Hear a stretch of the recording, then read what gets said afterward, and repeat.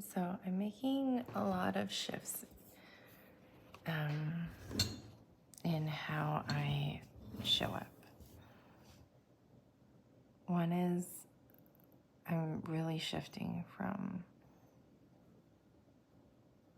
individualistic, kind of like separation, to healing and community and building communities and being part of communities and sharing vulnerably, authentically. I think there was a part of me that when I was in communities for a while, I wanted to be liked so much. I wanted to be accepted. And so I was really, I was authentically me, but there were like things that I would do that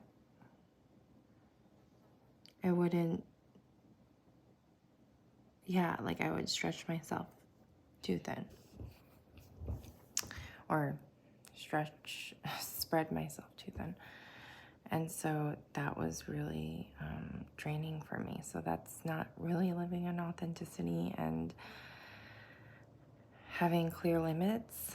Like I wasn't clear with what my limits were. And I think it's really important to express ourselves authentically, and really we need each other for healing. We need each other for encouragement on this journey. It is so hard to be in community with others because we have been hurt by people. So it's hard with the trust element, the honesty element, the anxiety perhaps around, am I gonna belong? Am I gonna be accepted? Is it gonna be a safe community? Like, am I gonna be able to express myself without being judged? And I'm learning that, like,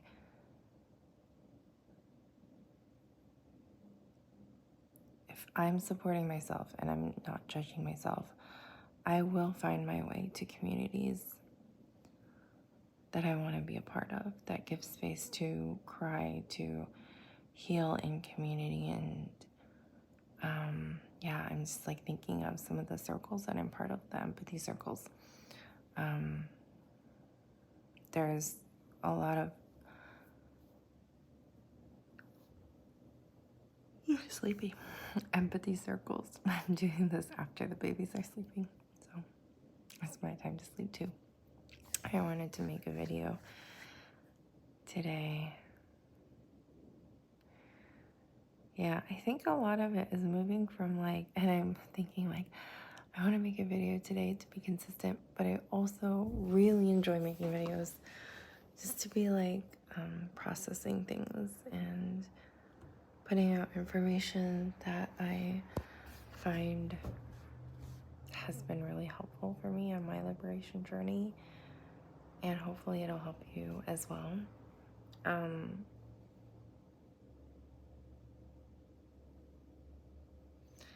The thing that I'm one of the biggest shifts for me also is moving from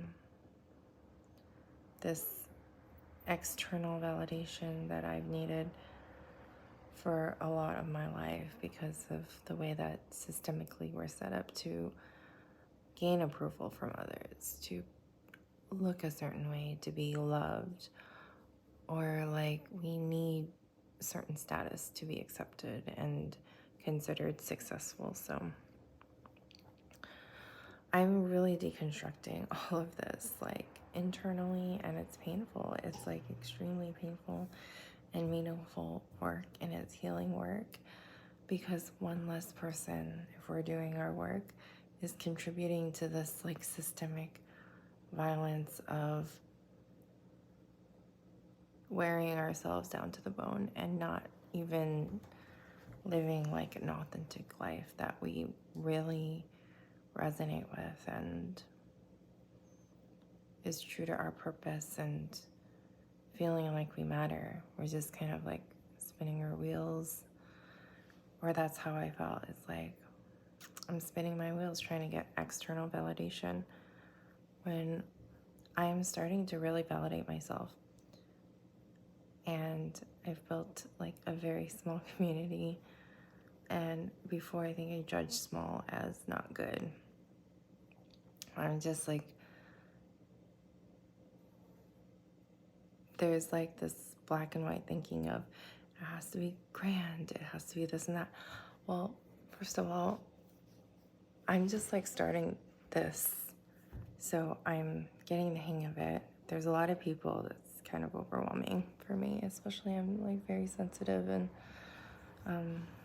yeah, I want to be able to serve my community and receive support. So it's like a flow of giving and receiving, and all of this is very new to me. And so it doesn't have to look a certain way. Whatever is meant to happen in the moment, it's already happening. And before I might have judged myself like, oh, like I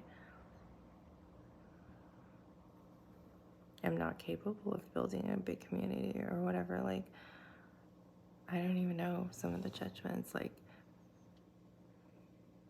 you're not a great leader, there's only one person coming, or whatever it is. Like, now I'm like just having so much fun with like one person coming or two people coming. That it just feels like a success internally. That, hey, I'm putting out something that really resonates with other people. I'm living out a vision. And wherever this goes, like every single time we meet, and the fact that I'm doing it kind of elevates me. And just hearing like the systemic influence, like talking about anger and yeah, just like being a mother and needing the support, how attachment parenting is really hard. Not only to be breaking generational trauma and responding to needs with attunement and all of that, like it's also very hard because it's against the grain and we need extra support for that. And so I feel like I am just like shifting so much into this like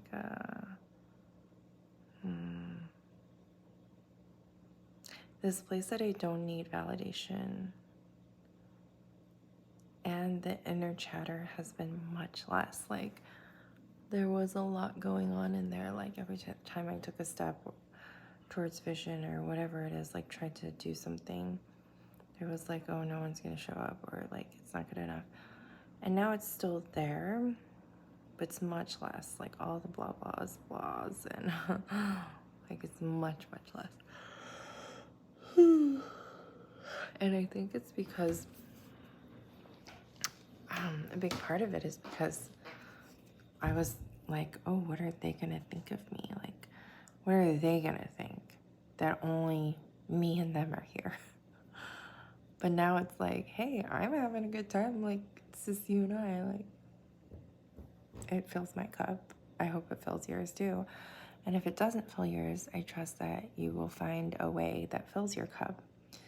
And I hope you do, because I don't want you to be there where it doesn't fill your cup. And then it's just like you're halfway there and like one foot outside of the boat or one foot inside the boat, and you don't really want to be there, but you're kind of being there for me. Like, that's not fun for anyone. So I'm also trusting like I'll attract the right people in the right communities and be a part of the right communities, and detaching from outcome.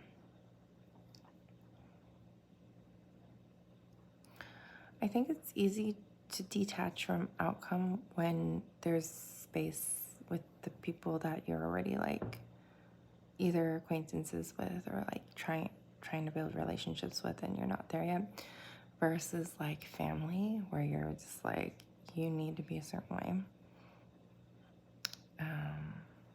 And that's been extremely hard with me, for me, especially with like codependent cycles. Like, I think it's in my bones that I'm like, oh, this person is codependent, or this person is not acting in the way that I need them to be acting right now. And I'm just gonna get angry or like get real big or shut down or whatever it is, like to try to fix the situation. But in actuality,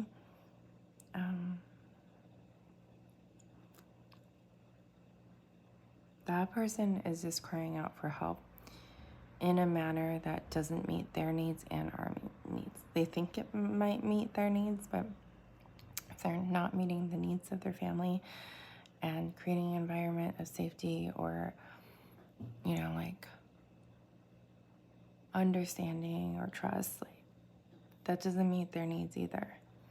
So yeah, I think we've all adapted these behaviors from childhood, like trying to get attention through these kind of like, oh my gosh, I just like yawning. I'm probably gonna go sleep soon. Like through these behaviors that are just really attention-seeking behaviors, instead of being like, hey, I need attention right now. Like, that's a strategy that was probably not safe, or we thought it wasn't safe, or just didn't happen so much that and what we were modeled was to be passive aggressive to get our needs met, like meet everyone else's needs so that you can possibly get one need met, and then also not get clarity around your needs. So I think there's so much there, and I'm starting to move from unhealthy behaviors in my relationships to very clear and firm expression of what I need without doubting myself. And that is a beautiful thing. So I've been doubting myself before, during, after. Now, much less noise around that. It's still a growth and learning process. And that's the beauty of it, right? Like, I'm truly doing like God's work. Yeah. And so are you. I know you are, because you're here. You're watching this video. Maybe you've already left. So you won't even see this part, but whoever's here, thank you. Thank you for watching the video. And thanks for sticking around. One last yawn. Okay.